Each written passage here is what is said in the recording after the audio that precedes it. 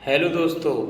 उम्मीद करता हूँ मस्त होंगे, स्वस्थ होंगे। आज हम देखेंगे 23 फरवरी 2014 के सीडीपी सेक्शन को।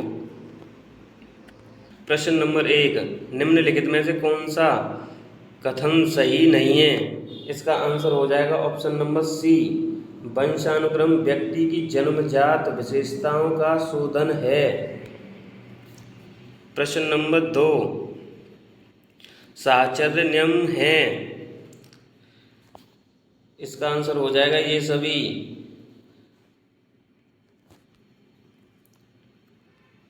प्रश्न नंबर 3, गेट्स के अनुसार अनुभव द्वारा व्यवहार में परिवर्तन ही है। इसका आंसर हो जाएगा सीखना, ऑप्शन नंबर सी।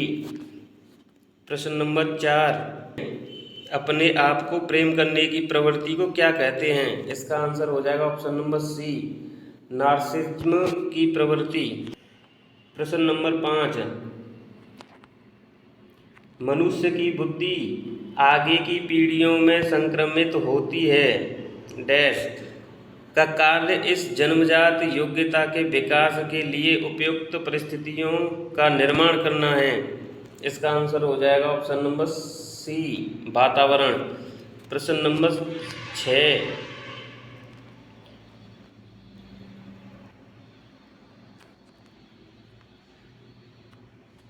पूरे आवृत्ति वितरण के प्रतिनिधित्व करने वाले मान को क्या कहते हैं? इसका आंसर हो जाएगा ऑप्शन नंबर बी, केंद्रवर्ती प्रमाप का मान। निम्नांकित में कौन सी विशेषता आंतरिक रूप से अभिप्रेरित बच्चों के लिए सही नहीं है? इसका आंसर हो जाएगा ऑप्शन नंबर बी, वे हमेशा सफल होते। प्रश्न नंबर 8, बालक एक ऐसी पुस्तक है जिसका शिक्षक को अद्योपांत अध्ययन करना चाहिए। उपयुक्त कथन किसके द्वारा दिया गया है? ये आंसर है रूसो, ऑप्शन नंबर सी। प्रश्न नंबर 9, बाल मनोविज्ञान के अनुसार शिक्षा के क्षेत्र में मुख्य स्थान है। इसका आंसर हो जाएगा ऑप्शन नंबर ए, बालक का। प्रश्न नंबर 10, सामान्य से विशेष की तर्क की प्रक्रिया निम्नलिखित में से कौन सी पद्धति है? इसका आंसर हो जाएगा ऑप्शन नंबर बी, निगमनात्मक। प्रश्न नंबर 11, बाल्यावस्था की प्रमुख मनोवैज्ञानिक विशेषता क्या है? इसका आंसर हो जाएगा ऑप्शन नंबर बी, सामूहिकता की भावना। प्रश्न नंबर 12, किशोरावस्था में संवेगों की तीव्रता किस प्रकार प्रकट होती है?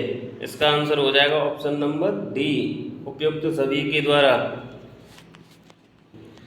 प्रश्न नंबर 13, 140 से अधिक बुद्धिलब्धि वाले बच्चों को किस श्रेणी में रखेंगे? इसका आंसर हो जाएगा ऑप्शन नंबर डी, प्रतिभाशाली।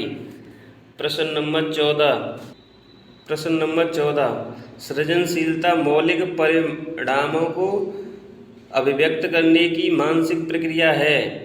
उपयुक्त कथन किसके द्वारा दिया गया है? इसका आंसर हो जाएगा option number A, crow and crow. प्रश्न नंबर 15, प्रयास एवं भूल सिद्धांत के प्रतिपादक हैं। इसका आंसर हो जाएगा ऑप्शन नंबर डी, थॉर्नडाइक। प्रश्न नंबर 16, सीखने के पठार के निराकरण के लिए क्या नहीं करना चाहिए? इसका आंसर हो जाएगा ऑप्शन नंबर सी, उसे दंडित नहीं करना चाहिए। प्रश्न नंबर 17, जिस वक्र रेखा में प्रारंभ में सीखने की गति तीव्र होती है और बाद में यह क्रमशः मंद होती जाती है, उसे कहते हैं। इसका आंसर हो जाएगा ऑप्शन नंबर ए, उन्नोत्तर वक्र। प्रश्न नंबर 18, व्यक्तिक भिन्नता का क्या अर्थ है? इसका आंसर हो जाएगा ऑप्शन नंबर बी, कोई दो व्यक्ति शारीरिक मानसिक योग्यता और संवेगात्मक दशा में समान और एक जैसी नहीं होते। प्रश्न नंबर 19,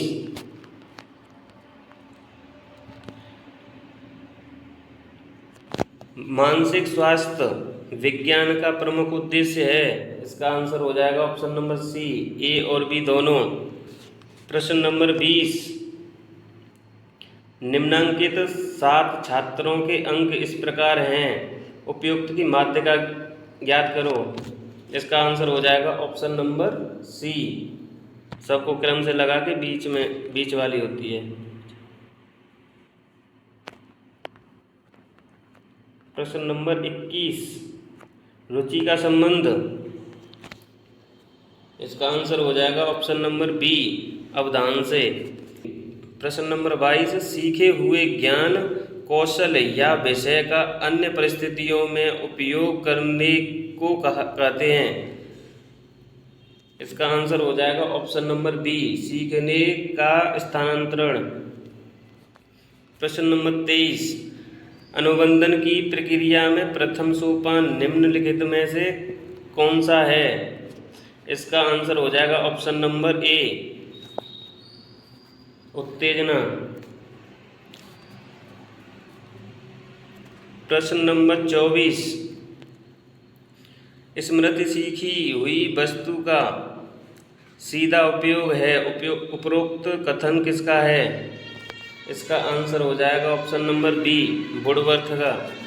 प्रश्न नंबर 25, निम्नलिखित में से कौन सी दशा ध्यान को आकर्षित करने की आंतरिक दशा नहीं है। इसका आंसर हो जाएगा ऑप्शन नंबर ए, उद्दीपन की स्थिति। प्रश्न नंबर 26, संवेग की उत्पत्ति किससे होती है। इसका आंसर हो जाएगा ऑप्शन नंबर बी, मूल प्रवृत्तियों से। प्रश्न नंबर 27, अभिप्रेरणा के लिए अक्सर आवश्यकता शब्द का भी प्रयोग किया जाता है। Option number B. प्रश्न नंबर 28, विद्यार्थियों में प्रत्यय विकास के निर्माण के लिए शिक्षक। इसका आंसर हो जाएगा ऑप्शन नंबर डी, को उपरोक्त सभी क्रियाएं करनी चाहिए। प्रश्न नंबर 29, चिंतन मानसिक क्रिया का संज्ञानात्मक पहलू है। चिंतन की यह परिभाषा किसने दी। इसका आंसर हो जाएगा ऑप्शन नंबर बी, रॉस ने। प्रश्न नंबर 30, कल्पना के विकास के लिए। इसका आंसर हो जाएगा ऑप्शन नंबर डी, उपरोक्त सभी क्रियाएं करनी चाहिए। धन्यवाद।